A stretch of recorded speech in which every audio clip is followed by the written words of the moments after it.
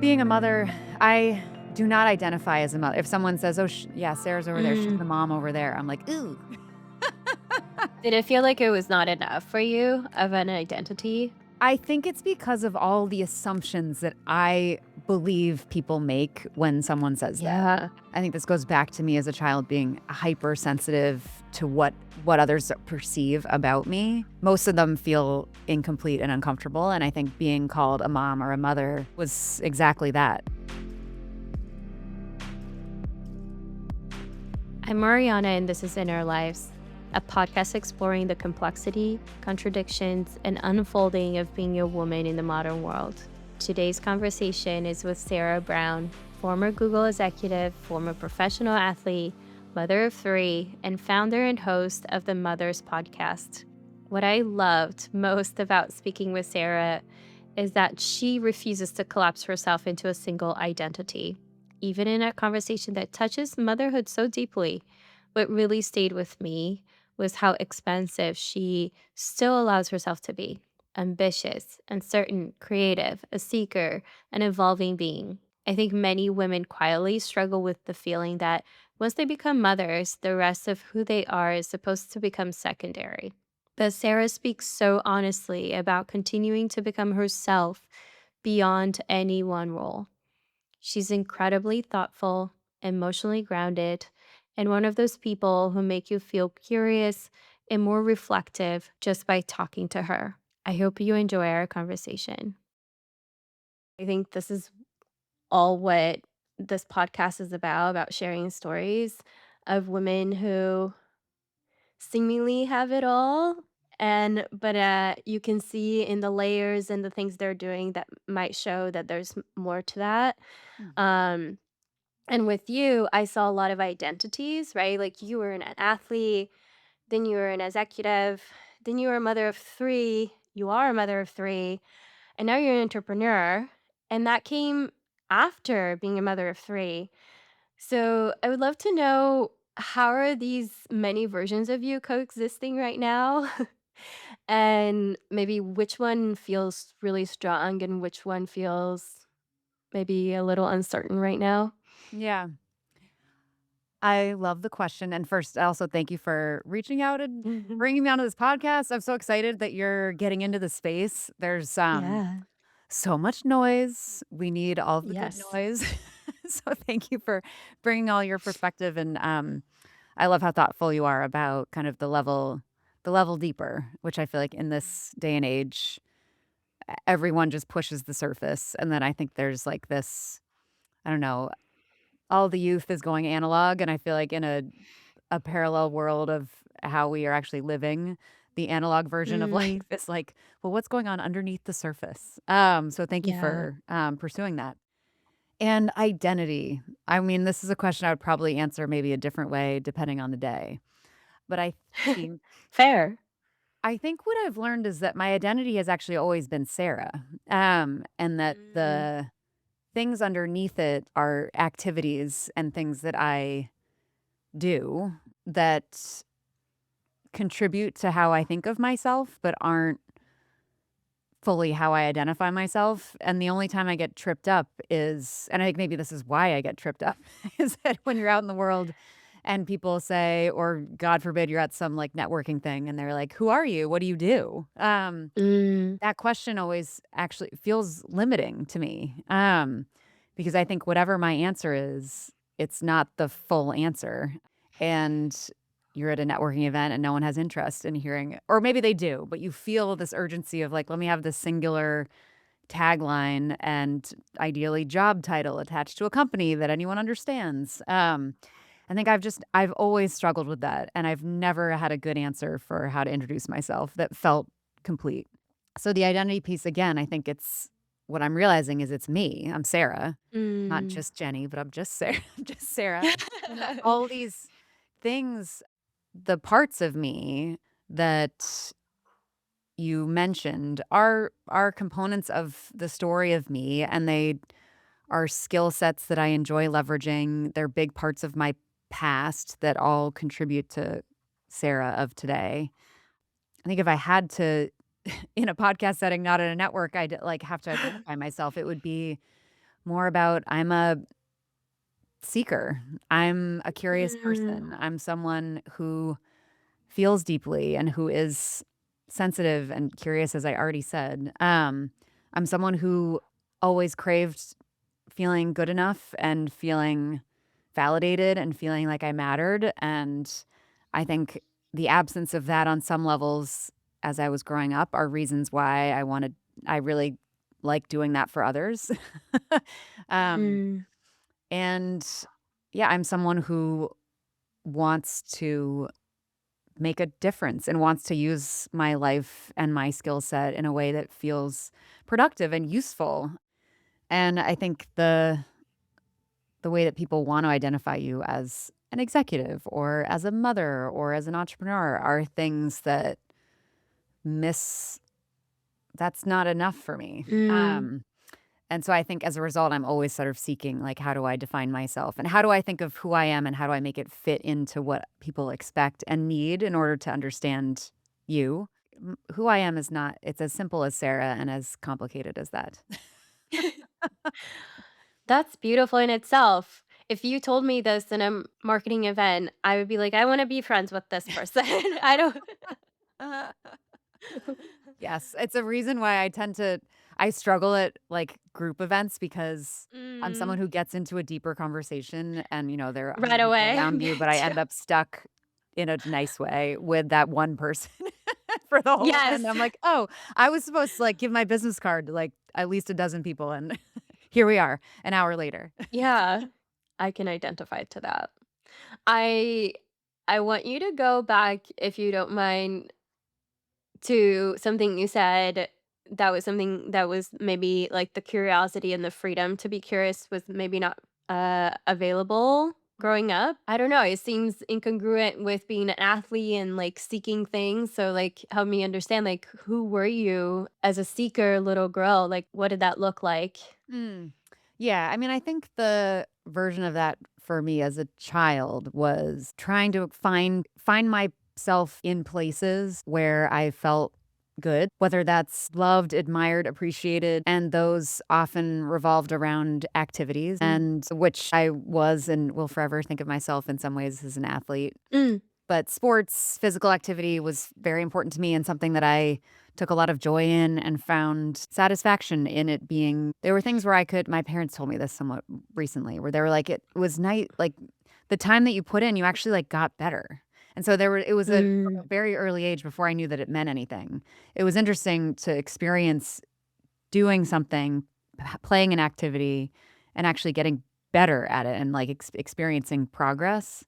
I think that was true in sports, that was also true in music for me, that was true in academics. I think another version of being curious and a seeker is that I'm a learner, I like to learn, and I like being put in situations where I get to improve, and that feels really Yeah. satisfying, and I think what's becomes confusing as you grow up in a world where I both had sort of an initial disposition and then I had the opportunity to explore these things more, so I became really good at a lot of things, and that was as simple as it was for a long time, and then you kind of become and I see this now with my kids, or I'm learning it again as an adult with my kids of, what happens as you reach, I don't know, 10-ish, as you go from infant, toddler to, like, elementary Mm. school kid to high school and beyond, how you start to become aware of how you fit into the world and what people Yeah. make of you, and I think that was tricky, and I think about this a lot for that's tricky for anyone. For my particular flavor of trickiness, it's confusing to be good at something as a young person when that was all it was, and then to develop and realize that that meant something to anyone else, and that that Mm. meant something positive to anyone else, and then it starts to take on this different sense of it becomes achievement for not Yes. that's not just as simple as, "I want to do well at this or wanna be good at this." It starts to have other follow-on effects of, "Oh, maybe is this what love is? If I continue to achieve, do my parents love me differently? If I score a goal, Mm. everyone celebrates, does that mean they like me?" Like, If I get an A versus not an A, do people respond in a way that is positive versus a problem? And so I think that everyone's on this ongoing journey, but I think that was really tricky for me going from probably high school through college into, like, early 20s, and on some Yeah. level, like, still today, of growing into an adult who had achieved a lot of things, and what does it mean, what is self-worth without those achievements? Or is achievement, like, the necessary path to feeling enough? I think that's something that I've had to work really hard on.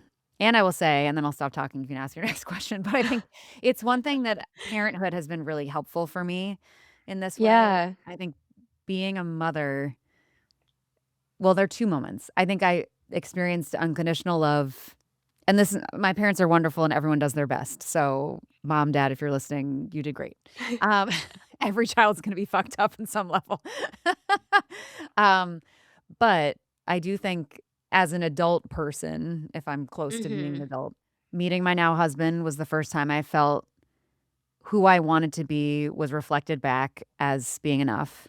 And then being a parent, becoming a mother Mm. was this unconditional love experience. And I know that my kids are not yet tweens or teenagers yet, so I'm sure it will change. But before, when they're little, they just desperately need you and they desperately love you and they want you and they want to be with you. And like, not because you're anything but you.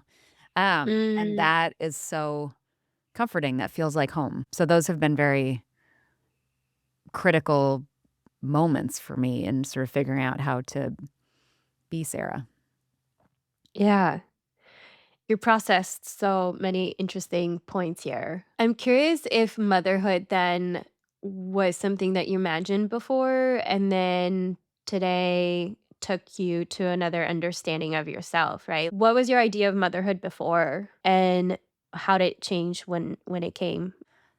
Um, I never meaningfully thought about being a mom. I never meaningfully thought about, like, being married and having a wedding and all these, like, I really never this is not the right comparison, but it reminds me of, it was like I would always the assumption I will always go to college. Like, going to college was just, like, an assumed step of life. Again, like, all this sort of in a growth mindset of, like, what comes next? How are we evolving? How are we growing? And marriage is part of growth. Commitment is part of growth, and I think having kids is, like, part of growth. But I didn't really think about it beyond that other than, like, core movies. Like, I think Father of the Bride, honestly, was, like, a really important movie to me in a way that not weirdly so, but just in retrospect, it's sort of Steve Martin was kind of, like, somehow represented the kind of guy I I loved wanted to him as a kid marry. too. Yeah.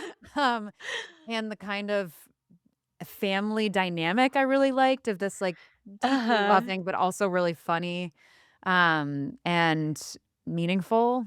But I think being a parent, I really didn't oh god, I really didn't think about what it would be like to be a mom, honestly. I mean, unless Mhm. I feel like so much of motherhood, you, like, black out things afterwards. You're like, Oh, I need yeah. to talk to people around me and keep me honest and who are like, "No, Sarah, you always wanted to be this kind of mom." But I think I thought maybe more short term about, like, what being pregnant might be like, maybe what Mm. delivery might be like, but it was just so foreign and unknown, and also I think part of it was that I was oddly to me, so I'm now 42, so much I born '84. I again, this wasn't like something I was checking a box on, but there was sort of in a at that age or at that time, era, whatever, I'm not that old, but typically it was like you'd get married at like 27-ish and you'd like have kids around 30-ish. Mhm. I don't know where these timelines came from, but that was I think everyone's had the same assumed knowledge base, not that you talked about it. But then when those times approached, I was the first of my close friends really to get married and the first to have kids. So I wasn't around a lot of peers that were getting Mm. married or having children really.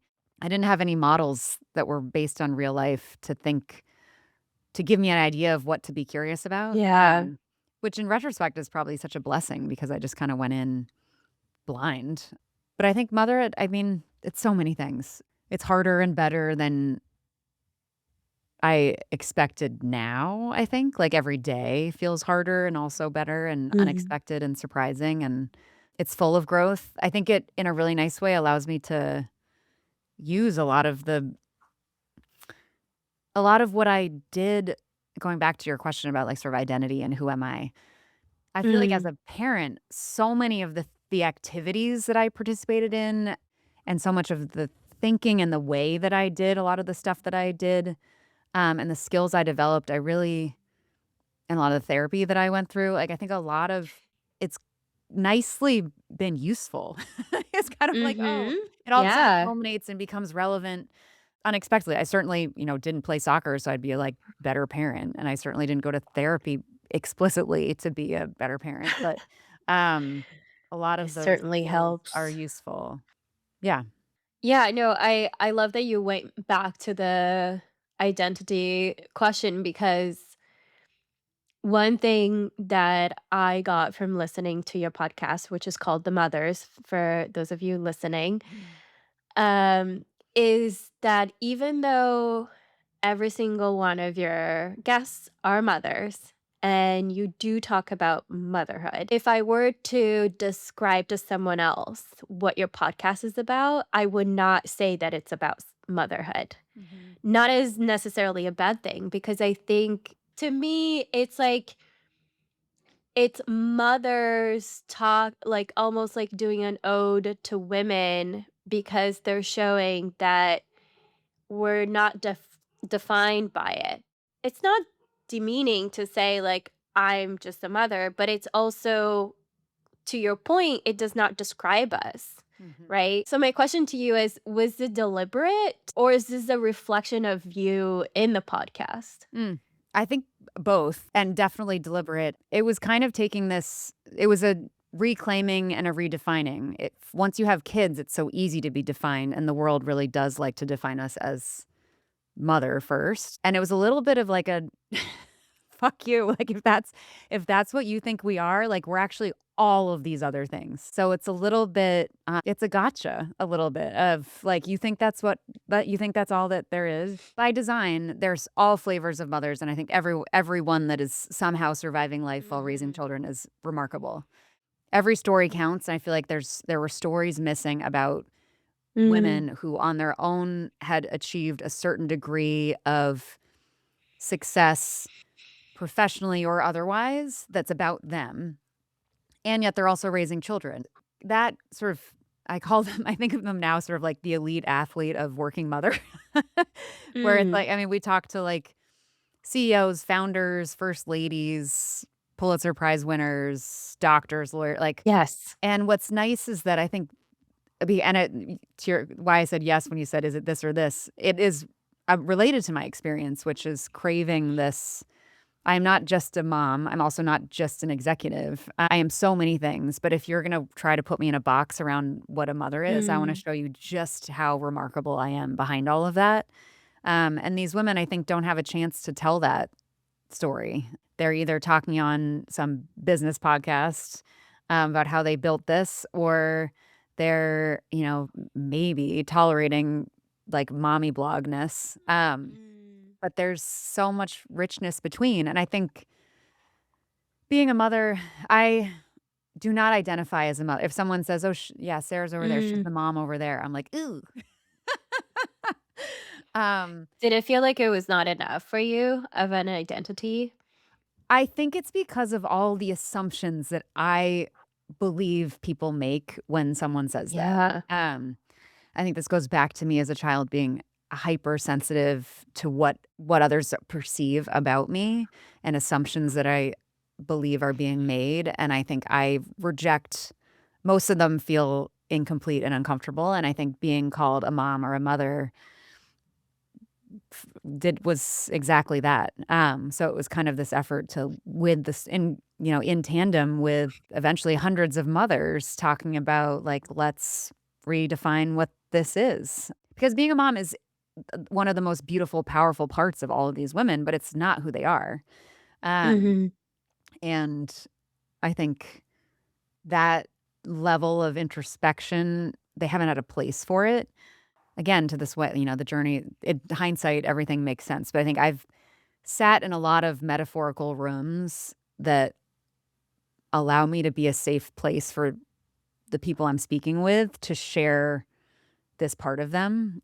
But typically, they're like, "Thank you. This was like therapy session. Like, thank you for asking me these questions," or "Thank you. I have all this Yeah. wisdom and no one's asking me." And it's been really rewarding to hear them take up the space. You ask about what I thought motherhood would be like. I think the stories that we're getting out of this podcast, that's what I would have looked up to. But none of the other stories made any sense to me. I didn't see myself in any of them.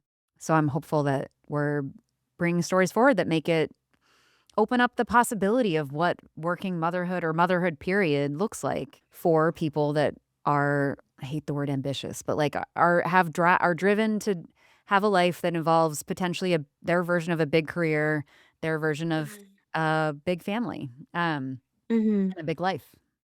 I'm curious because you've talked to so many of these women who were able to share these stories. Why do you think we don't have the space? Why do you think that's still not the main narrative and the main stories that we hear of mothers? Because it's complex. We don't live in a world of nuance at all, and I rage against the system all the time.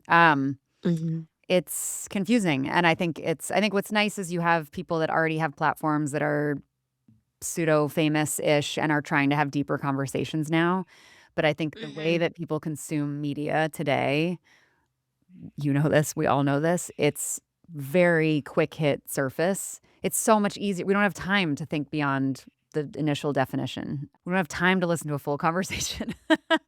So I think it's easier to check the box and move on of like, "Oh, she's like a corporate mom," or, "Oh, she's a stay-at-home mom," or, "Oh, she's a Yeah, the trophy blah, blah, blah." labeling. It's just very, easy, and I think the media delivers that, unfortunately, in that way, and our attention spans have been trained to expect it that way, and I think we also currently are in a culture where it sounds so cliche, but it's somehow satisfying on some psychological level to be in conflict with an "other," Mm. quote, unquote, and I think that also allows the divisiveness of these labels to really take hold, and it's been interesting to spend more time in the social media space as a necessary part, unfortunately, of, like, building this brand and kind of seeing what the social media content is, or even just media period content about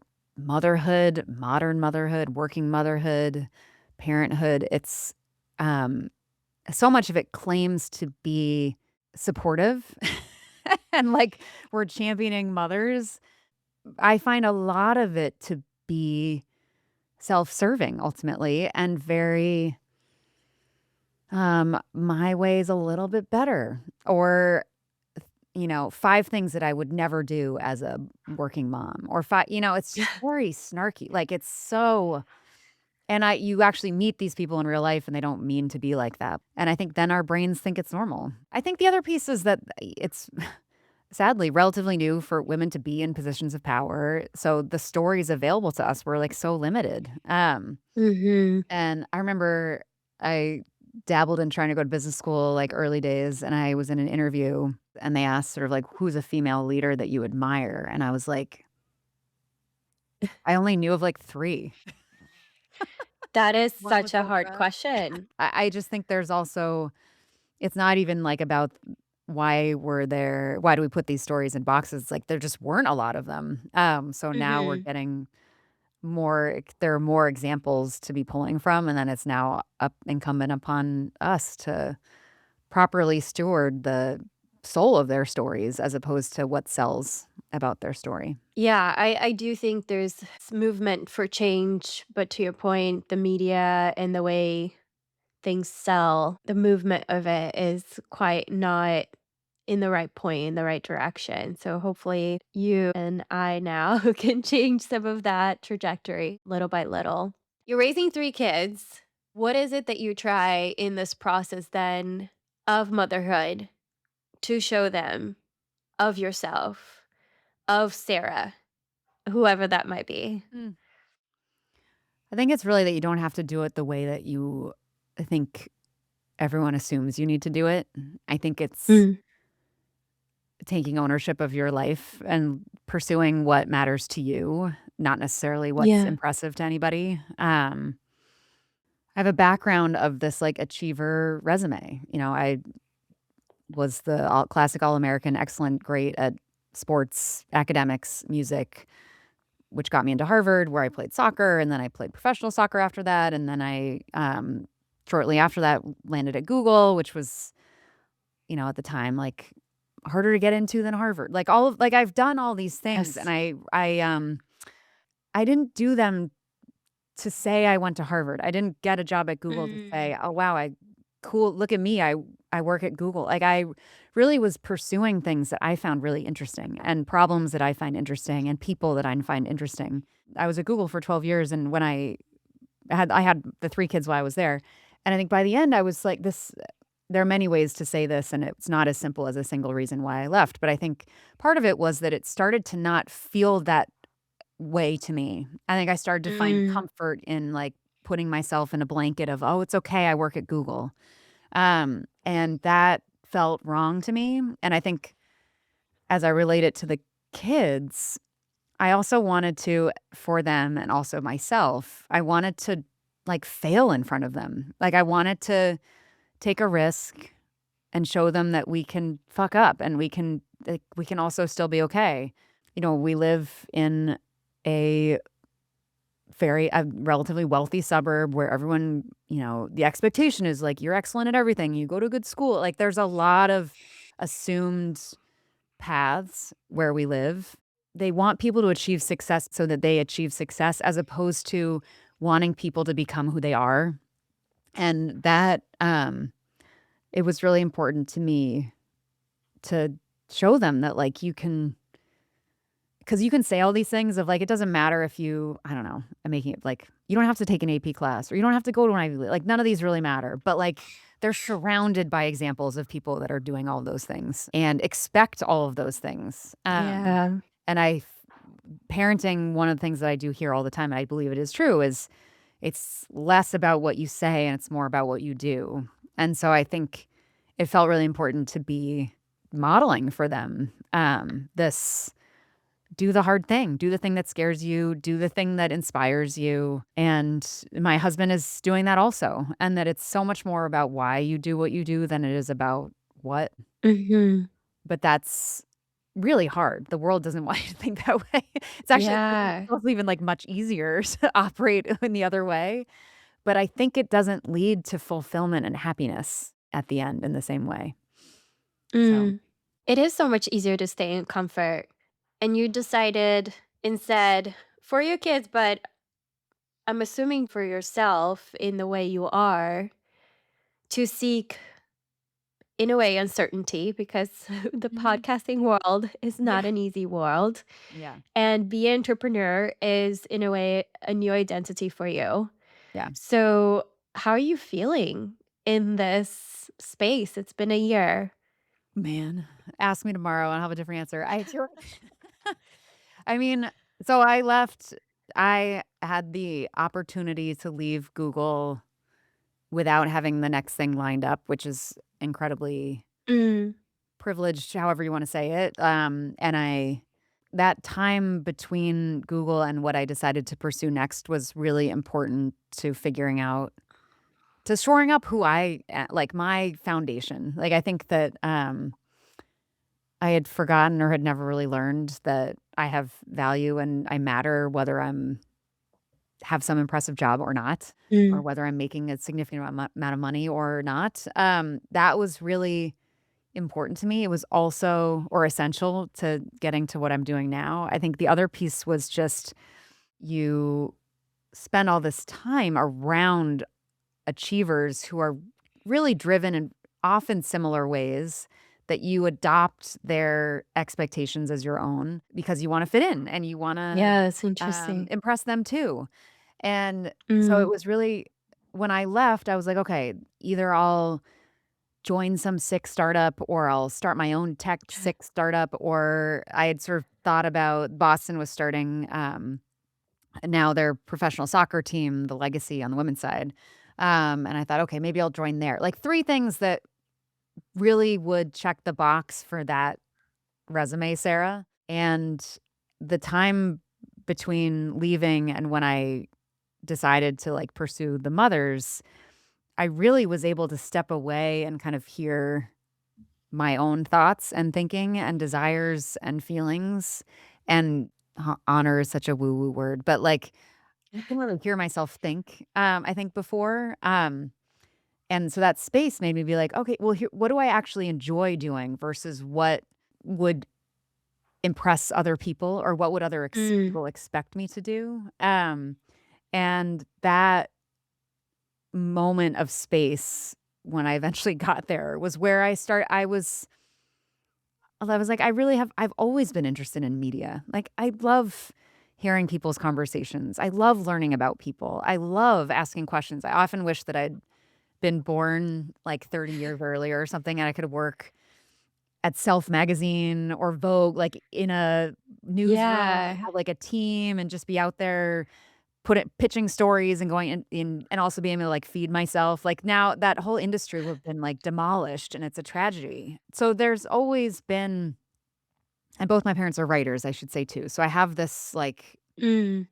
a and not a typical background for pursuing corporate success.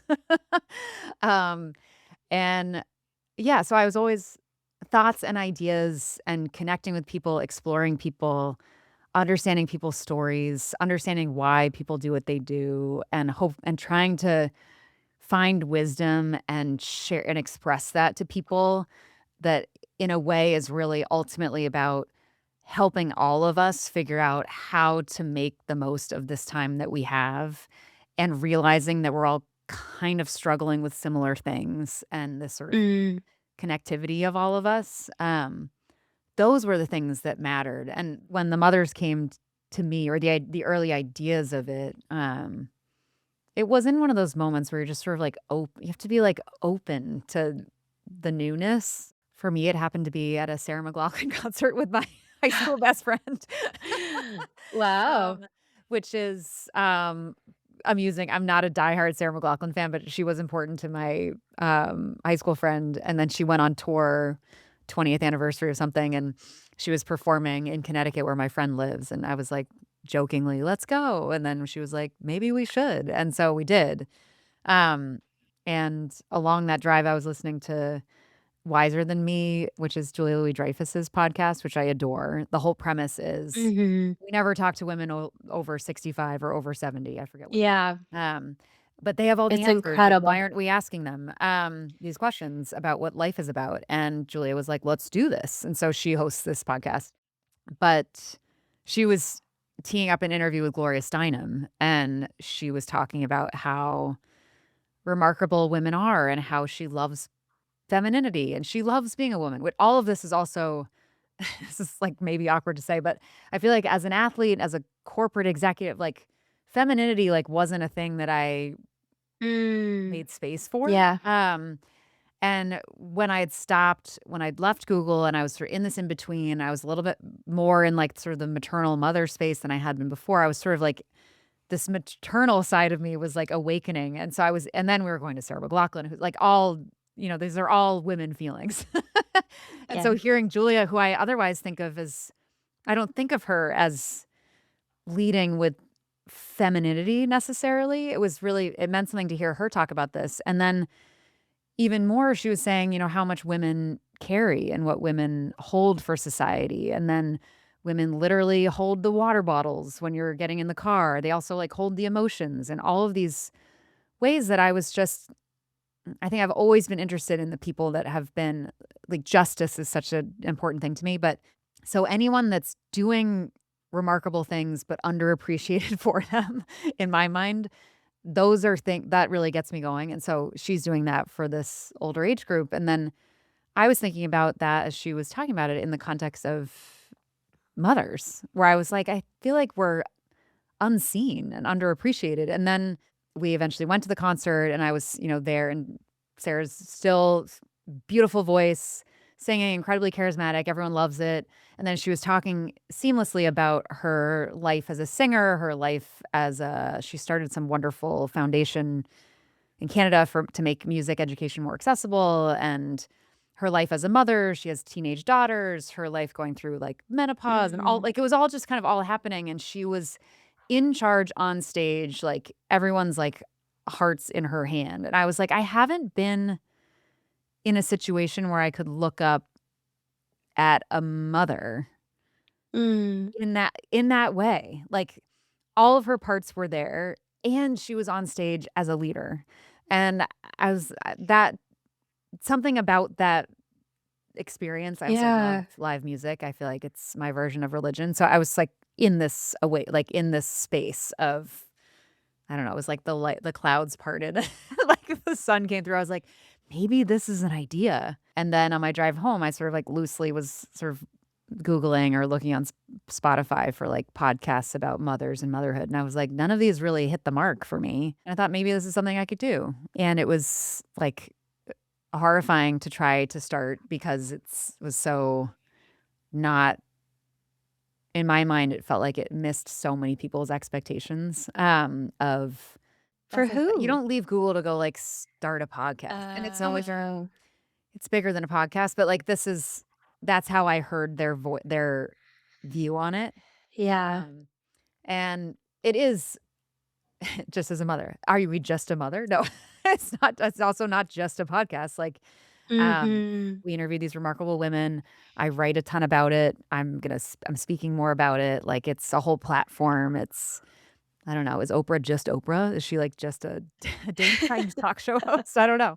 Um, and these are lofty, crazy dreams, but it would be awesome if after all these years, what I said in that business school interview was true, which was that I really do admire Oprah. Um, Mm. but yeah, I was like, "Let's just try this," and I think, it was really, really scary to try. It was really scary to learn something new at our age, even though I knew it was Yes. what I for all the reasons I wanted to do it and had to do it were the reasons that it was so scary. So it's been I think your initial question was like, "How has it been?" I think it's been like early days of motherhood. It's like the highs are high and the the lows are low. Yeah, I love Um that answer. Desperately seeking validation all the time, and then eventually, I think I'm getting a little bit Mm. stronger in that I don't need it all the time in the same way, which is also healthy for me. The business side is in its own is very motivating and addictive of, like, how can I just every day, every little possible way to grow it, get in front of more people, get more people to care, get more people to follow, like, all of that stuff. And then on a personal growth side, it's I think in the last probably for the first true year of it was this has to work, otherwise this will look like a gap in my resume.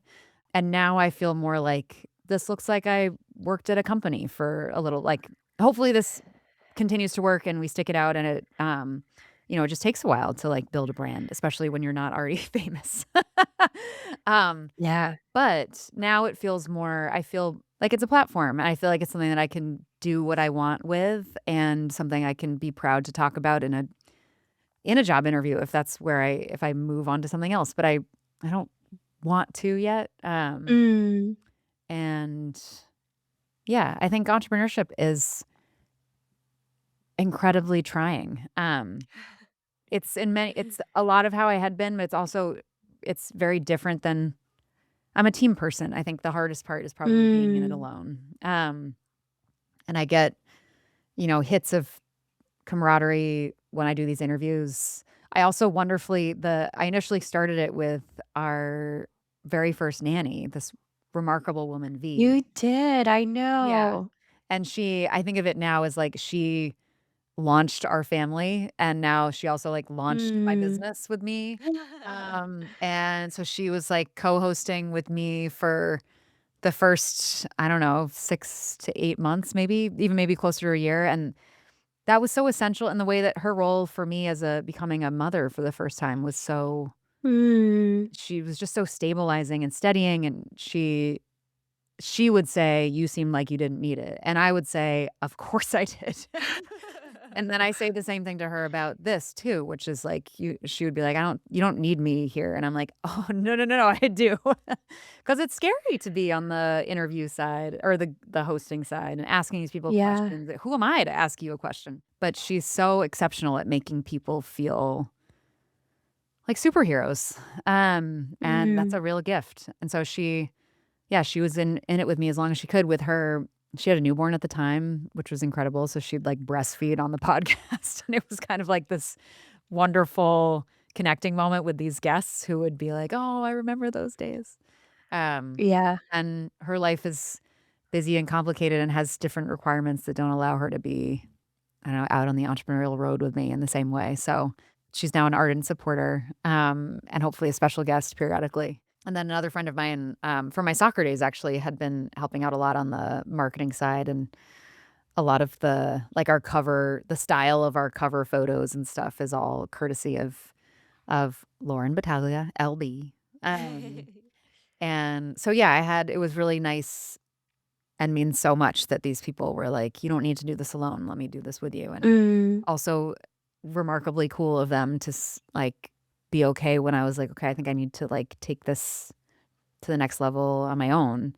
And that all of that requires a lot of maturity. And ultimately, I was like, the most important thing, and I said this from the beginning, was like, I want our relationship to be great. I don't care.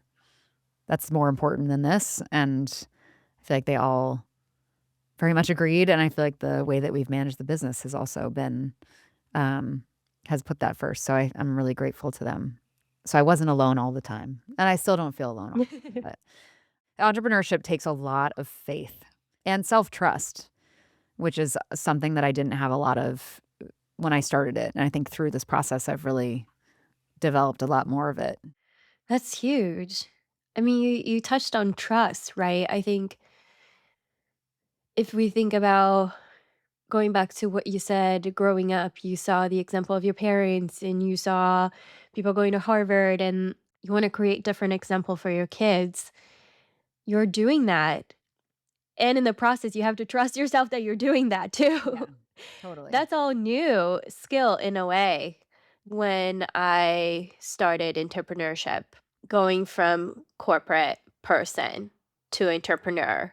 Mhm. People looked at me funny Mhm. and people were like, whoa, she's wasting time. So I wonder, do you still go through that in your Mm. life today? Yeah, I think that's the shift that in the last, I don't know, 3 to 6 months, I feel like I'm standing on, like, a foundation of something that I can defend. So I don't feel, as vulnerable to perception, I think, as I did when I was Mm, starting. Now it's more a question of the reality that this is not an overnight success thing. And I think, I mean, to defining success, I think will evolve. But I think a lot of like the financial side of it is a pressure point for me that I want to be making more money off of it than I am currently. And I often think, okay, well, if this was a tech company, either I'd be bootstrapping it and not taking a salary, or I'd have investors and also still probably not taking yeah. a salary. Like most of those like Yep. traditional startups don't take a salary for at least the first 2 years. Or Um, more. Thank you. Yes. I know people that are still. Exactly. And I think that having the right mental model for what it is that I'm doing Mm, when I think the way that I'm thinking about this and what my expectations are different than just a podcast, which is why have such a yeah. hard time when people put it in that box. The timelines for the financial payoff are much longer than I'm allowing myself to accept. But I think the harder part is sort of this, okay, I'm doing something that is, personally fulfilling, meaningful. It's leveraging a lot of the skill sets that I have that I really believe in. There I could do a lot of things and I feel I'm capable of a lot of things.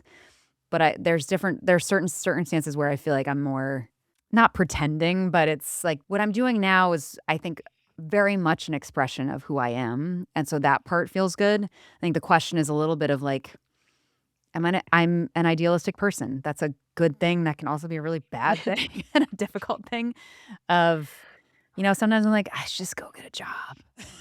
Mm. Wouldn't it be nice to get a paycheck, whether I really crushed it that week or not? I think it's over time, in partnership with my husband and our broader family of like, does this work for us? And I know that's something that I will grow through. Yeah.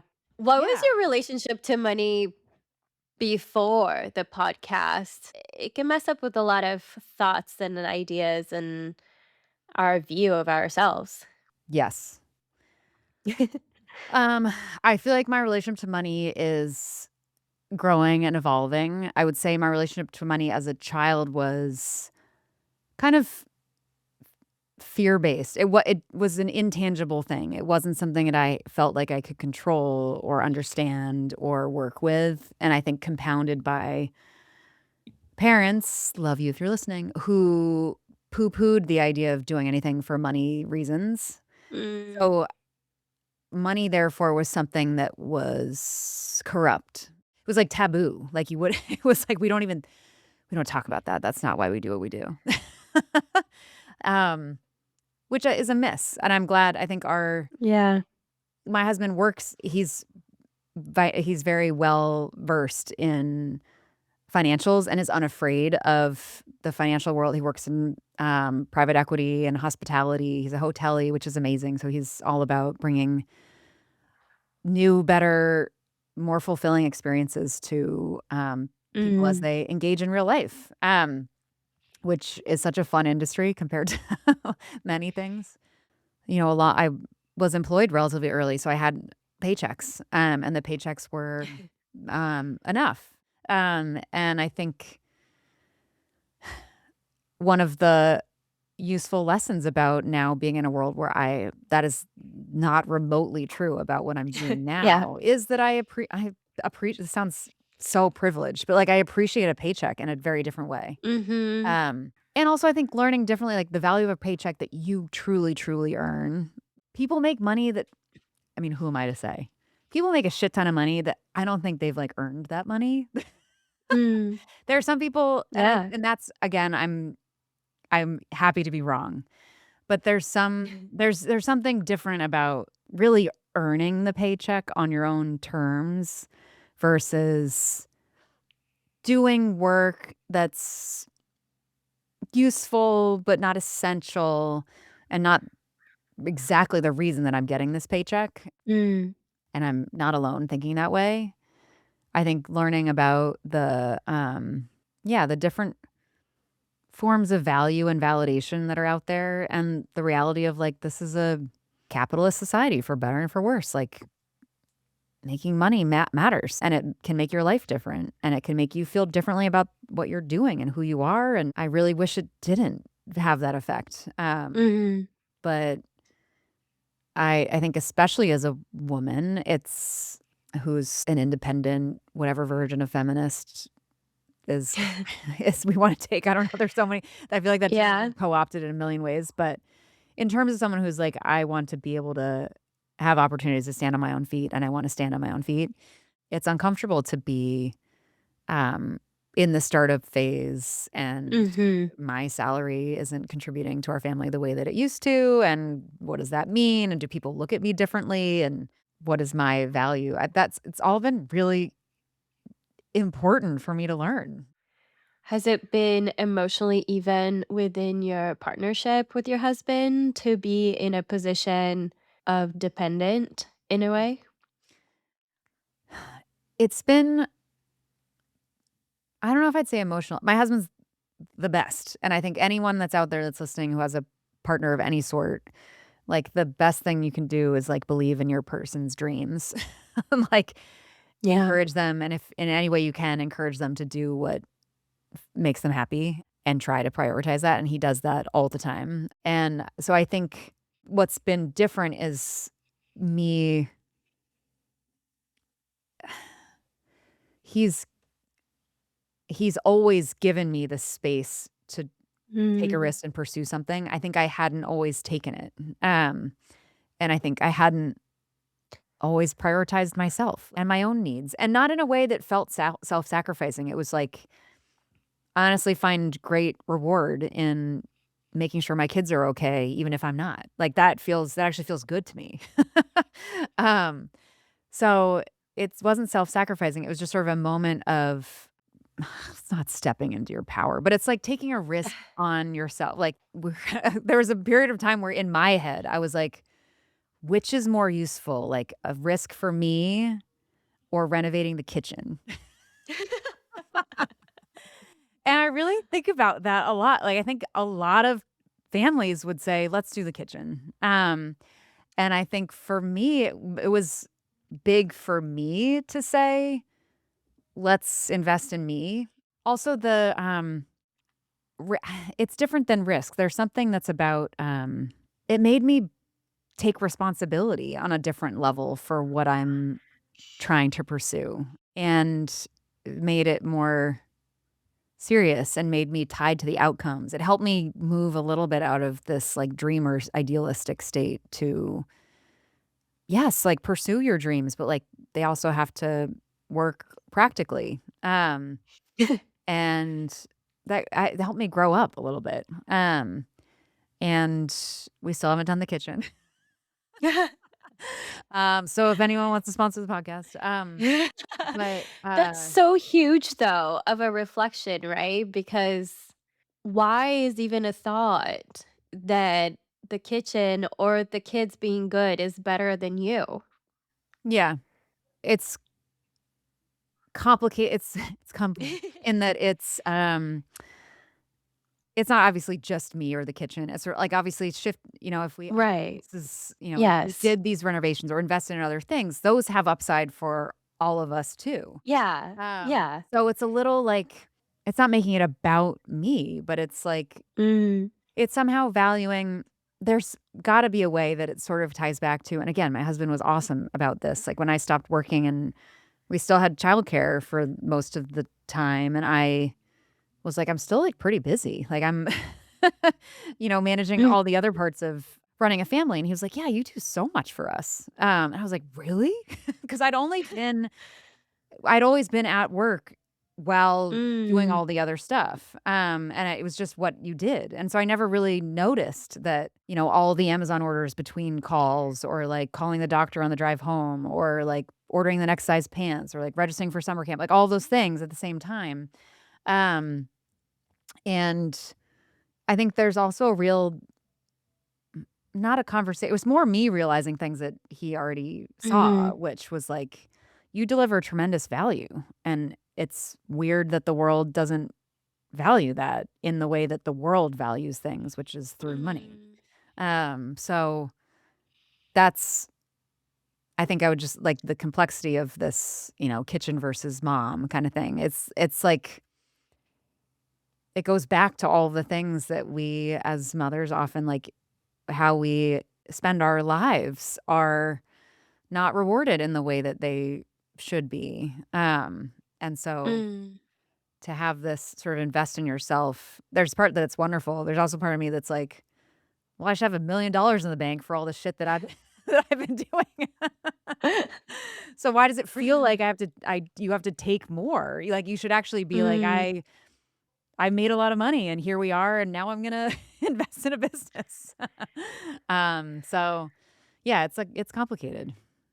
Yeah, and you're in investment mode, and as you said it also at the very beginning, you're Sarah and you're so many things, and I Mhm. think you're creating. If you were to answer again who you are, with two things that are so true but seem to not coexist together within yourself, what would those two things be that would describe like where you're living and all the versions of you today? Both becoming and enough, which Mm. are not entirely answering your question, but in terms of, you're looking for tensions, and I think that that's one that I live in, which is the Yeah.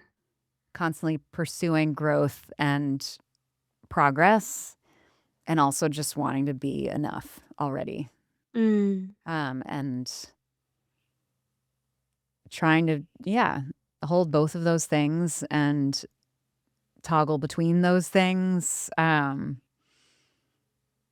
and enjoy it. Like, I think the other piece is, like, I forgot when I was a kid growing up, I didn't think about happiness as a important component of life. I was, like, curious about what makes people happy. I wasn't being like, "Let me just Mm. have fun." And I think that ultimately, none of us get out of here alive. Like, I think there's some where and B would always tell me this on a podcast, or if I call her separately, she'd be like, "Sometimes it's not that deep." I feel like, maybe we're just humans trying to figure ourselves out, which is what every human at Yeah. some point is trying to do, and trying to enjoy it as it happens, and, um, yeah, I think I'm growing. I love that. Mhm. I love that. Final question. You are a mother, but you're so much more than a mother. Hmm. If you were to look in the future 50 years from now, what do you hope women have that they still in this modern life don't get to have today? Free universal childcare, free universal healthcare, and, um She has a list. yeah. I kinda think if those are handled, then women get the opportunity to choose without it having to Mm. be political or, like, mean something beyond something they found interesting and wanted to pursue. I think then you had agency. Then you can be independent, in the way that you wanna be, and then it's less complicated. Yeah. Yeah, I think if those basic needs that women mothers tend to carry, if those aren't the things that are complicating their true desires, then they can be fully individual, independent people the way that men are, or men have the opportunity to Mm. be. I think the lack of childcare and the lack of healthcare means that women don't get to choose. Yeah. Thank you so much, Sarah, for sharing your stories and, yeah, your wisdom of not being afraid, really, to get deep and to be deep and to be unapologetically curious about life. I think that's a service. Thank you, Thank you. Mariana. Thank you for listening, and thank you to Sarah for such an honest and thoughtful conversation. I left this interview thinking about how many women are still trying to make room for all the different parts of themselves at once, be it motherhood, ambition, partnership, freedom. I certainly still am. Maybe the goal is not to resolve those tensions completely, but to learn how to live more honestly inside of them. Until next time.